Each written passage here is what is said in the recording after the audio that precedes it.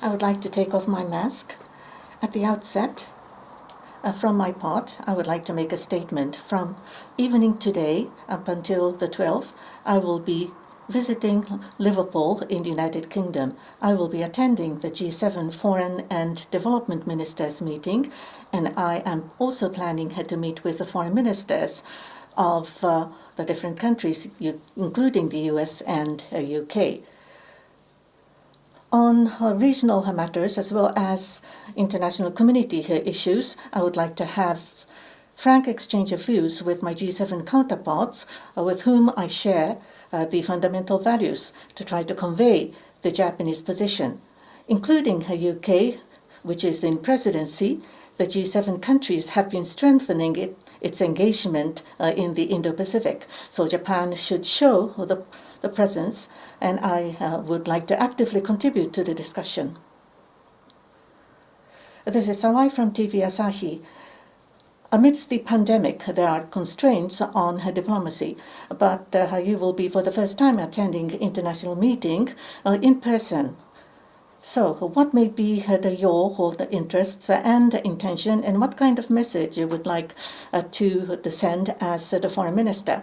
As for the diplomatic boycott, 3 members of the G7 have decided not to send the government representatives to the Beijing Olympics. Within the LDP, including former Prime Minister Abe, have indicated that the government should, at the earliest time, take the decision. Do you think that the G7 meeting will have some impact on that, and what about the timing of the decision? Since my earlier trip to Geneva has been cancelled, this will be my first overseas trip, which is to Liverpool. It is only natural that I would like to brace myself to put forth my very best to realize the national interest of Japan. As for the Olympic question, as to how the government of Japan should respond to the Beijing Winter Olympics, the decision will be taken at the appropriate timing, taking into consideration the various circumstances, but nothing is decided at this very moment.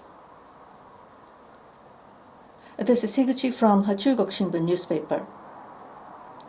On the nuclear the policy, which is now being focused upon, on non-first use of the nuclear weapons, some media have reported that the United States will not adopt this policy.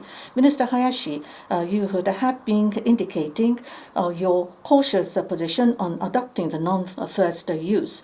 But with the report being given, and since this is your first time attending the G7 Foreign Ministerial, you will be meeting with the Secretary Blinken and perhaps discussing about the non-first use and other nuclear policies. I am aware about the press report that you have referred to, but it is not that U.S. government has made any official statement at all. So, as a government, I would like to refrain from making comment on each and every report. But having said so, generally speaking, on declaration of the non-first use of nuclear weapons, it is not meaningful unless all the nuclear weapon states simultaneously declares in a verifiable format. At this moment in time, for Japan to depend upon the way of non-first use, to which there is no means to verify, I think it will be difficult to have the best national security in mind. As for the G7, I have already indicated. Will you be discussing on this at the G7 meeting? As I have already indicated, from the U.S. government, there has been no official statement being made, and that will be the basis in engaging in the debate.